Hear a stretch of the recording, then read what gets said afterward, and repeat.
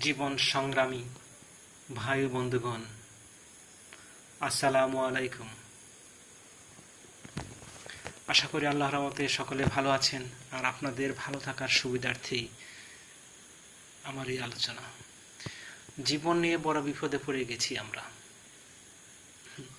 যেখানে আমাদের জীবনের গড় আয়ু বাংলাদেশে 72 বা 72 থেকে 74। সেখানে আমাদের আছে জীবনের শিক্ষা, বিয়ে, কর্মজীবন, বার্ধক্য। এই 72 থেকে 74 বছর বাঁচার মধ্যেই আমাদের এসব করতে হয়। জীবনে কখন শিক্ষা জীবন, জীবনে কখন বিয়ে, কখন কর্মজীবন, এসব মানে একটার থেকে আরেকটা যেতে না যেতেই জীবন ক্লান্ত হয়ে যায়। তো এই ছোট্ট জীবনে 72 থেকে 74 বছর বয়স পর্যন্ত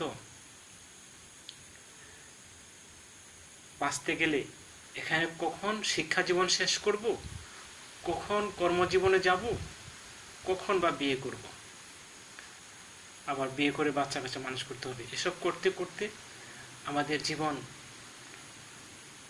একেবারে ক্লান্ত হয়ে যাচ্ছে। এর মূল কারণ হলো আমাদের যে ছোট্ট জীবনে, এই ছোট্ট জীবনে শিক্ষা গ্রহণ করতে হয়। বাংলাদেশের যে শিক্ষানীতি, এই শিক্ষানীতি অনুযায়ী একটা মানুষের শিক্ষা জীবন পার করতে করতেই দেখেন, ক্লাস 1 থেকে 10 পর্যন্ত 10 বছর চলে যায় শিক্ষা জীবন। তারপরে ইন্টারমিডিয়েট চলে যায় 2 বছর, তারপরে অনার্সে চলে যায় 4 বছর, তারপরে আবার স্নাতকোত্তর করতে গেলে আরো 2 বছর বা তার অধিক, প্রায় 20 বছর আপনার শিক্ষা জীবনে চলে যায়। শিক্ষা জীবনের আগে আপনার আরো 5 বছর যোগ করলে এখানে 25 থেকে 27 বছর চলে যায়। তো 72 বছর বয়সের মধ্যে যদি আপনার প্রায় অর্ধেক চলে যায় এই শিক্ষা জীবন শেষ করতে, এই শিক্ষা জীবন শেষ করতে করতেই আপনার জীবনের অর্ধেক যদি চলে যায়, আপনি কখন কর্মজীবন শুরু করবেন, কখন বিয়ে করবেন, কখন আপনার বাবা মা যখন বার্ধক্য হয়ে যায় কখন তাদের আর্থিক যোগানি দিবেন, এসব করতে করতে জীবন ক্লান্ত পরিশ্রান্ত।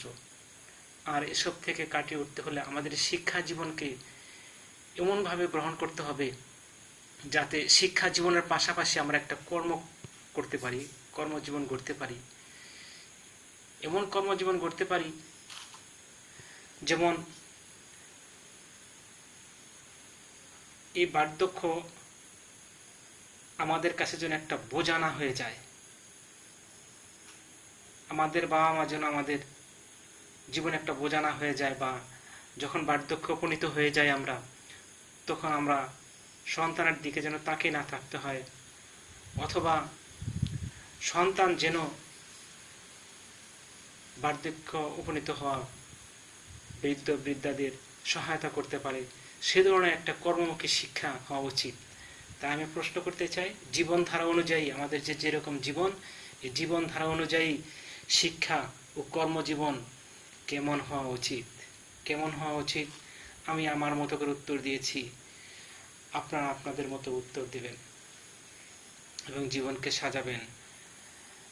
দেখেন, এই শিক্ষা জীবনটা আমাদের এমন হওয়া উচিত, আমার মনে হয় 5ম থেকে 4র্থ শ্রেণী পর্যন্ত বিজ্ঞান ভিত্তিক বিভিন্ন লেখা, খেলাধুলা এবং প্রতিযোগিতা হওয়া উচিত, যাতে এই 1ম শ্রেণী থেকে 4র্থ শ্রেণী পর্যন্ত যদি এসব ধরনের বিজ্ঞান ভিত্তিক খেলা, লেখা, এসব প্রতিযোগিতা শুরু হয়, তখন তার মধ্যে একটা সুপ্ত প্রতিভা জেগে উঠে।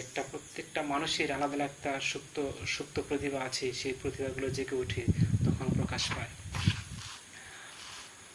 তো প্রিয়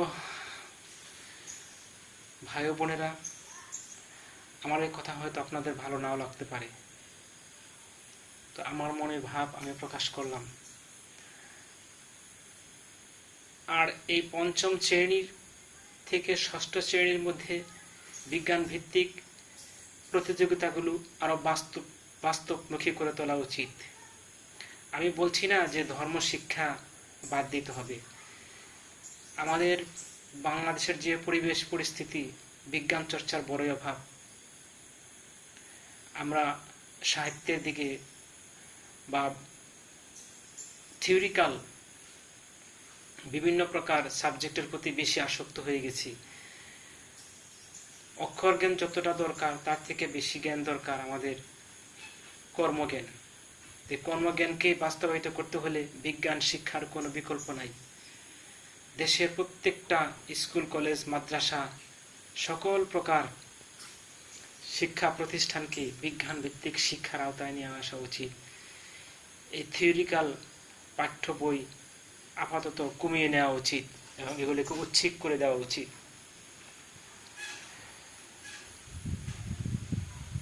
এই থিওরিক্যাল পড়ার বার্ধক্যে যখন মানুষের জীবন শেষ হয়ে যাবে, কর্ম করতে পারবে না, অবসর হয়ে যাবে, তখন এই বার্ধক্যে থিওরিক্যাল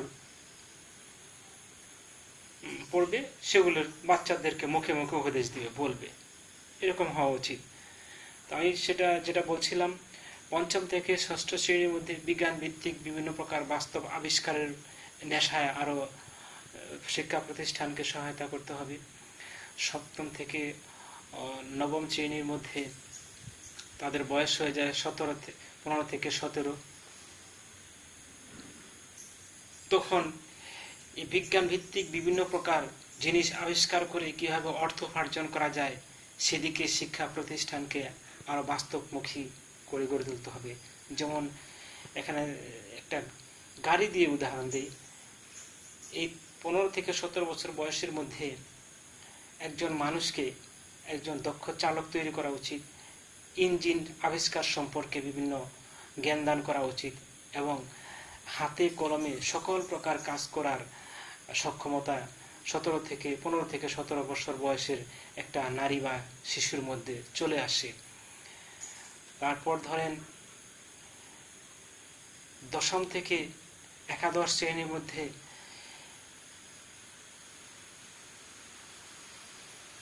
পুরোপুরি একজন মানুষকে কর্মক্ষম করে তোলা উচিত শিক্ষা প্রতিষ্ঠানে বিজ্ঞান ভিত্তিক বিভিন্ন প্রকার আবিষ্কার দিয়ে। আমি শুধু গাড়ির উদাহরণ দিয়ে বলেছিলাম, এখানে আরো অনেক কিছু হতে পারে। বিভিন্ন প্রকার আকার যান তৈরি করা,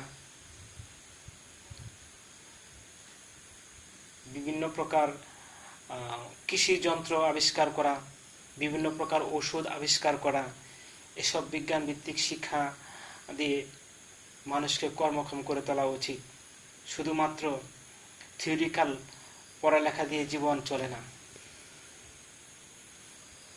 তারপর এই দ্বাদশ শ্রেণীর মধ্যে সকলকে পাকাপোক্ত করে এই শিক্ষা জীবন খুব দ্রুত শেষ করা উচিত। কেননা যখন এই দ্বাদশ জীবন পার হয়ে যায় তখন একটা মানুষের মধ্যে পরিপক্কতা এসে যায়, তখন বয়স হয়ে যায় 20+। আর তা যদি সম্ভব না হয় তাহলে নিজে অর্থ উপার্জন করতে পারবেন না, নিজে বিয়ে করে যে সন্তানাদের মানুষ করবেন, আপনার যে জীবনের গড় আয়ু সে অনুযায়ী আপনি সময়টুকু পাবেন না, আপনার বার্ধক্য উপনীত হওয়া পিতা মাতাকে কোনো অর্থ প্রদান করতে পারবেন না বা কোনো আর্থিক সহায়তা দিতে পারবেন না। তাই আমার এই আলোচনা আজ শুধু বিজ্ঞান ভিত্তিক বিভিন্ন প্রকার শিক্ষা প্রতিষ্ঠান গড়ে তোলা এবং সে অনুযায়ী মানুষকে কর্মক্ষম করে তোলা। জীবন অতি সংক্ষিপ্ত, শিক্ষাটাও সেভাবে নেওয়া উচিত, সেভাবেই নেওয়া উচিত। শিক্ষা ছাড়া জীবন অচল। জীবনের প্রতিটা ক্ষেত্রে শিক্ষা দরকার। শিক্ষা ছাড়া জীবনে কোনো কিছু সম্ভব নয়। কবর থেকে দোলনা পর্যন্ত একটা মানুষকে শিক্ষা অর্জন করা উচিত, কিন্তু সেই শিক্ষা এমন হওয়া উচিত যেন জীবনকে পবিত্র করে, জীবনকে কর্মক্ষম করে, জীবন যেন জীবনের কাছে বোঝা না হয়ে যায়। সেটাই আমার আলোচনা। সকলের মঙ্গল কামনায় আজ এ পর্যন্তই। সকলে ভালো থাকুন। আসসালামু আলাইকুম।